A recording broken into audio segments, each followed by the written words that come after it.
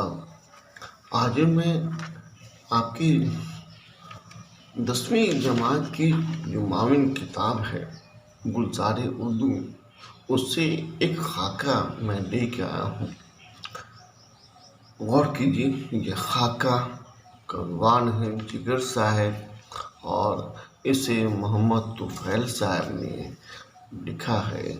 میں اشرف حسین معلم high school برمسیہ Bokaro آپ کے سامنے جگر صاحب کا یہ خاکہ پیش کرنے جا رہا ہوں۔ جگر صاحب سے مراد جگر مراد آبادی ہے۔ اس کے قبل میں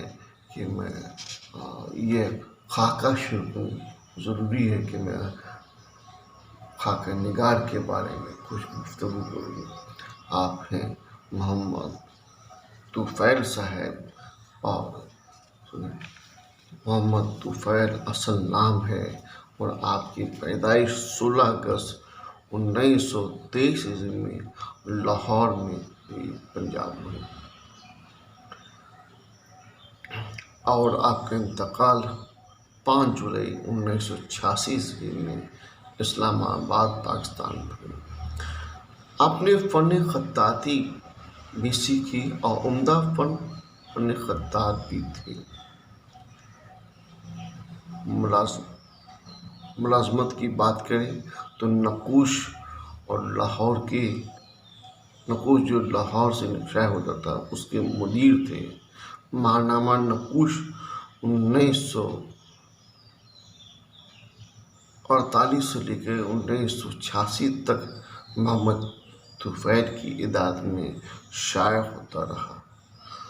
آپ نے بے شمار کتاب لکھی، ان میں آپ کو بے شمار خاکے بھی لکھے، اور خاکے کے میں جو کہ مخدومی، مجی، معظم، مکرم، محترم، آپ، جناب، صاحب وغیرہ خاکے کتابی صورت میں شامل ہو چکے ہیں، شائع ہو چکے ہیں۔ 1930 عیسوی میں مکتبہ شعر ادب کی آپ نے بنیاد رکھی، اور 1948 عیسوی میں ادارہ فروغ اردو ادب بھی قائم کیا۔ اب میں یہاں سیدھے جگر صاحب کے پر جو خاکہ لکھا ہے اس کو پیش کرنے جا رہا ہوں۔ جگر صاحب، محمد طفیل صاحب نے جگر صاحب یعنی کہ جگر مراد آبادی پر خاکہ لکھا ہے۔ خاکے کے آغاز کرتے ہوئے کہتے ہیں کہ لکھنؤ کی گرمی کا ذکر کیا ہے۔ کہتے ہیں کہ لکھنؤ میں نے دوپہر کی نیند پوری کی، سرزمین لکھنؤ میں قدم پر شاعر ملتے ہیں، سوتے سوتے میرے کانوں میں یہ شعر پڑا، اللہ اگر توفیق نہ دے انسان کے بس کا کام نہیں، فیضان محبت عام سہی عرفان محبت عام نہیں۔ شعر کے ترنم نے آنکھیں کھول دی، پھر دوسرا شعر عالم غنودگی میں سنا، مگر تیسرے شعر نے خاصا چونکا دیا، اور یوں میں بیدار ہو گیا۔ پہلے خیال آیا صاحب خانہ یعنی کہ شوکت تھانوی صاحب جگر کے ترنم میں شعر پڑھ رہے ہیں۔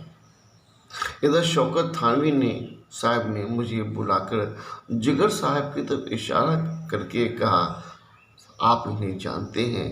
میں نے اقرار کیا۔ شوکت صاحب نے وضاحت چاہی۔ میں نے کہا، انہیں تو سب جانتے ہیں لیکن یہ سب کو نہیں جانتے۔ جگر صاحب مسکرانے لگے، اور شوکت صاحب نے میرے متعلق پوچھا، چنانچہ میں نے خود ہی ان سے اپنا تعارف کرایا، میرا نام محمد طفیل ہے۔ یہ تھا جگر صاحب سے میرا پہلا تعارف۔ اچھا انسان ہی شعر کہہ سکتا ہے، یہ بات جگر صاحب پر پوری طرح صادق آتی ہے۔ जिगर साहब की सोच और उनके इजहार और अमल में तजाद नहीं था। वो बड़े खुश मिजाज इंसान थे। दोस्तों को देखकर सुने खिल और खुल जाते थे। बातों बातों में कोई न कोई फिक्रा चपका देंगे और फिर खिलखिलाकर हंस देंगे। जिगर साहब शेर सुना रहे थे। एक साहब ने बेसाख्ता दाद दे डाली।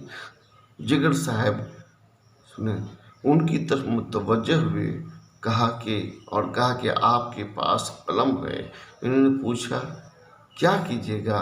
कहने लगे इस शेर को खारिज कर दूंगा। इस शेर में यकीनन कोई खराबी है, वरना आप दाद नहीं देते। जिगर साहब रोज बरोज फलसफी और वली अल्लाह बनते जा रहे थे। इनकी बातें गज़ल की शेर में होती थी। गुफ्तगू में इजाफतों का कसरत से इस्तेमाल करते थे, जिससे मालूम होता था कि पढ़े लिखे इंसान से बातचीत हो रही है। अगर कोई चीज़ पूरी हो जाती तो कहते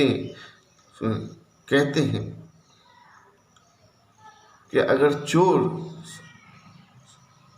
चोर साहब मुझसे कोई चीज़ मांग लेते तो मैं बेअज़र दे देता। ख़त लिखते हैं और तकरीबन मज़मून एक ही सा होता है, खुलूस मोहब्बत और यगांगी हर ख़त से टपकती है। वो मशक्क़त पसंद इंसान थे। वो बहुत नफासत पसंद थे। इनकी हर चीज़ से नफासत टपकती थी।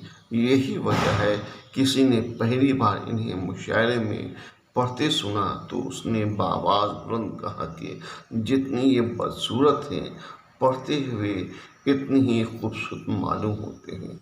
इन्हें कोई बात याद नहीं रहती। अगर साहब की जेब काट ली तो जिगर साहब को एहसास हो गया तो कहने लगे अगर मैं उससे उसी वक्त कहता कि तूने मेरा बटुआ चुराया है तो वो बहुत शर्मिंदा होता और मुझसे वो शर्मिंदगी देखी नहीं जाती। तो ये यहाँ पर खूबी है कि जो एक अलग तरह के अंदाज़ो बयान है। यहाँ पर गौर कीजिए कि अगर कोई मेरा बटुआ चुराता तो वो शर्मिंदा होता तो मुझसे वो शर्मिंदगी देखी नहीं जाती। यानी कि उसके साथ साथ ये खुद शर्मिंदा हो जाते हैं। सुने इन्हें वो अच्छा नहीं लगता। तो इस तरह की कैफियत, इस तरह की खूबी सुने एक इंसान के अंदर में पाई जाती है और यही खाका की खूबी है। और यहाँ मोहम्मद तुफ़ैल साहब ने जिगर साहब का जो खाका यहाँ खींचा है वो पूरी तरह से मुकम्मल है। तो उम्मीद करता हूँ आप सभी तलबा को कि आपको ये खाका पसंद आया होगा। जिगर मुरादाबादी की बातें सुन, उनका अंदाज़, उनका तरीक़ा सब पसंद आया होगा। ज़रूरी ये है कि आप अपनी किताब का मुताला करें, इस खाके का मुताला करें और अगर इसमें कुछ समझ में नहीं आता है, कोई बातें रह